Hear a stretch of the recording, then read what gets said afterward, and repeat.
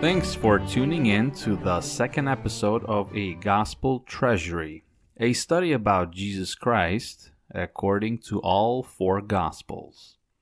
Today, we are looking into how the Evangelists start out their writings. We'll be looking at how they introduce their accounts. We will read something from every Gospel, except for Matthew. Matthew immediately begins with a genealogy, which is a list of generational names.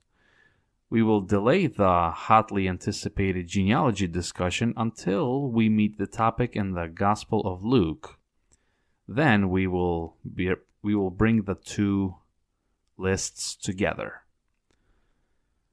The translation read throughout the episodes will be the NIV. I say this with awareness that people can get very territorial when it comes to the Bible translations. The NIV is a preferred option for me personally for two simple reasons. English is my second language, as most of you likely suspected from the very beginning, and some basic research suggests the NIV as the most dynamic in its conveyance of meaning and grammar. In the event of any considerable differences, we will be comparing a variety of translations and look into the Greek original. And now we will begin with Mark, reading just a single first verse. Mark chapter 1, verse 1. The beginning of the good news about Jesus the Messiah, the Son of God. A big majority of other translations read, the beginning of the gospel of Jesus Christ, the Son of God. The English word gospel comes from a Middle English term, Godspell, meaning a good story or a good news, similarly to what the Greek original evangelio means, hence the word evangelist. In the epistle to Romans, Paul the Apostle wrote, I am eager to preach the gospel, also to you who are in Rome, for I am not ashamed of the gospel, because it is the power of God that brings salvation to everyone who believes. Romans chapter 1, verses 15 and 16. Here and other passages of the New Testament refer specifically to the good news about Jesus Christ. The term gospel is presently used exclusively in regards to the preaching about Jesus Christ, and on a much smaller scale for defining a particular variant of Christian music. The name and the title, Jesus Christ, are Greek words for Hebrew Yeshua Messiah. Yeshua is commonly pronounced in English as Joshua, meaning God is salvation, who is also a major character of the Old Testament. Messiah means the anointed one, and this is the way Mark chose to begin his account, explicitly giving Jesus the title as the chosen one, the Son of God, in the very first sentence. Now we will read from the Gospel of Luke, chapter 1, verses 1 through 4. So the first 4 verses of the Gospel of Luke. Many have undertaken to draw up an account of the things that have been fulfilled among us, just as they were handed down to us by those who from the first were eyewitnesses and servants of the word. With this in mind, since I myself have carefully investigated everything from the beginning, I too decided to write an orderly account for you, most excellent Theophilus, so that you may know the certainty of the things you have been taught. Interesting fact about Luke's writing. Together with the book of Acts, he wrote the largest part of the New Testament by a total word count. Luke is mentioned by Paul the Apostle in the epistle to Colossians as a beloved physician. Not much else is known about him other than he was a well-traveled man, and hearing many narratives about Jesus, he was motivated to research the life of Christ and likely considered the writings of Matthew and Mark. Luke was not an eyewitness in the life of Jesus. He had to investigate. His orderly account does not necessarily mean chronological.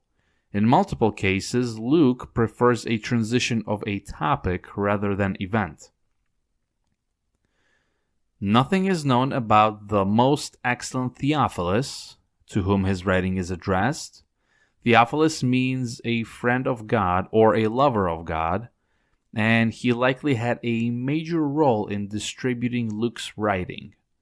From the way Luke puts it, Theophilus heard much and was taught much about Jesus, and this account presented for Theophilus and everyone else listening, it was a confirmation of the things that they have been instructed in the past.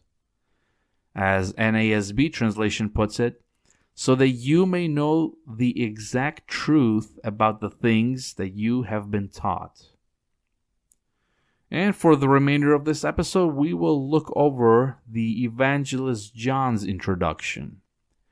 His approach requires more time and more thinking to get used to. Let's begin with the first 3 verses. In the beginning was the Word, and the Word was with God, and the Word was God. He was with God in the beginning. Through him all things were made. Without him nothing was made that has been made. John the Elder, as he refers to himself in his epistles, takes us back to before the creation of the earth. His discourse, along with the rest of the Bible, is recognized as divinely inspired. Yet every author in the Bible displays a different aim of that inspiration. John's writings are enveloped in a more mysterious aura. Through John, God reveals perhaps more than any other writer the inner nature of God, not only about his works or commands. When reading John, I get an impression that people wanted some clarification about God and Jesus, and they received a lot more than they bargained for. In the book of Genesis, we read, "And God said, 'Let there be light.'" John the Elder points that this word is Jesus himself. The Greek term used here is logos, not merely a spoken word. Greeks have a different expression for that, rama. Logos is not just a spoken word, it's an idea or a reason. In the beginning, there was a reason for everything. The reason was with God, and the reason was God. The reason is Jesus. And this Logos was with God in the beginning, meaning before anything was ever made, he already existed. Jesus always was in a relationship with God, and Jesus was the idea behind the creation of our universe.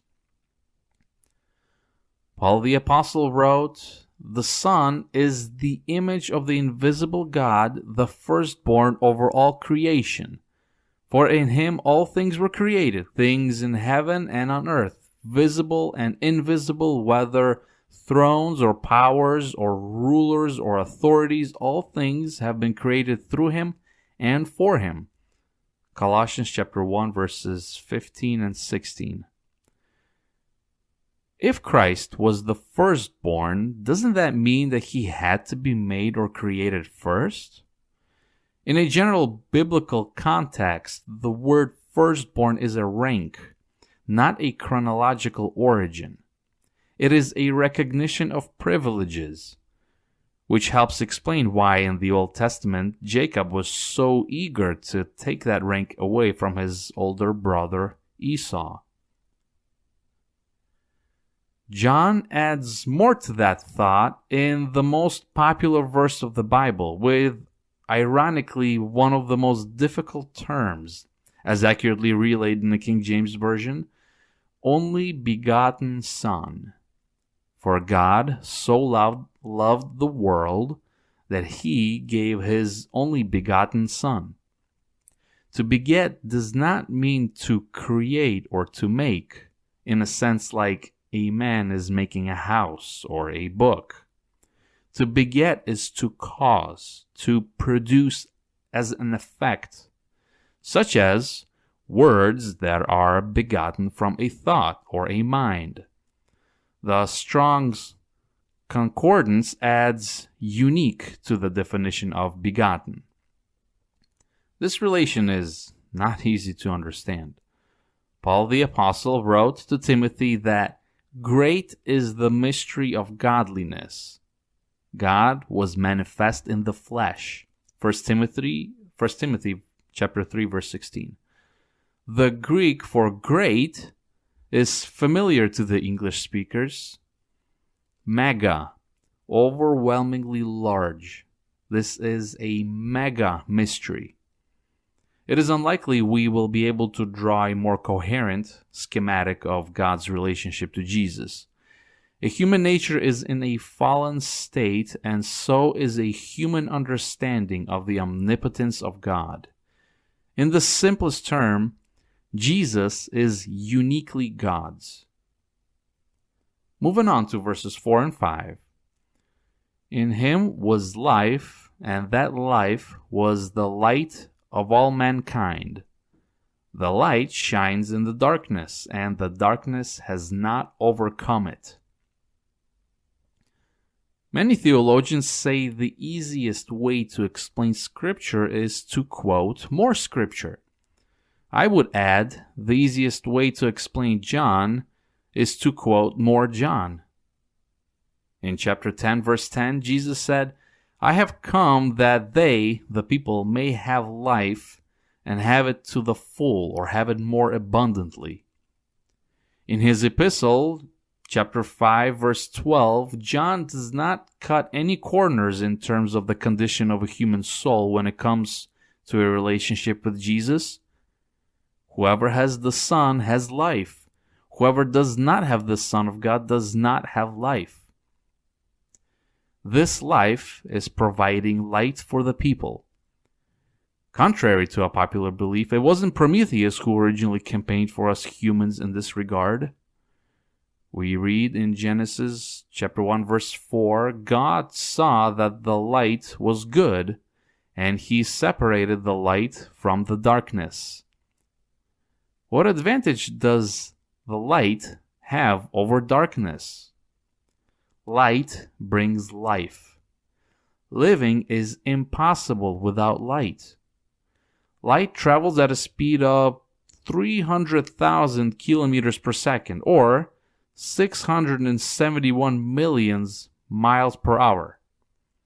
If the sun would suddenly quit on us, we would have a grand total of 8 minutes until total darkness, and the average global surface temperature will reach sub-freezing temperatures within a week.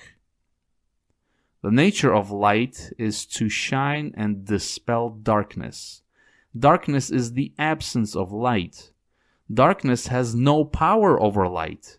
You never hear anyone say, turn off the darkness. Instead, we say, turn on the light. 1 John chapter 1, verse 5, God is light. In him there is no darkness at all. Satan represents the power of darkness. The King James Version of our main text reads, the light shineth in darkness, and the darkness comprehended it not. To his disciples, Jesus said, the ruler of this world, Satan, is coming, and he has nothing in me. Lord willing, we will continue our study next week with verses 6 through 18 from John chapter 1. And I can think of no better way to conclude this episode than with the opening verse of John's first epistle. That which was from the beginning, which we have heard, which we have seen with our eyes, which we have looked at and our hands have touched, this we proclaim concerning the word of life. Farewell.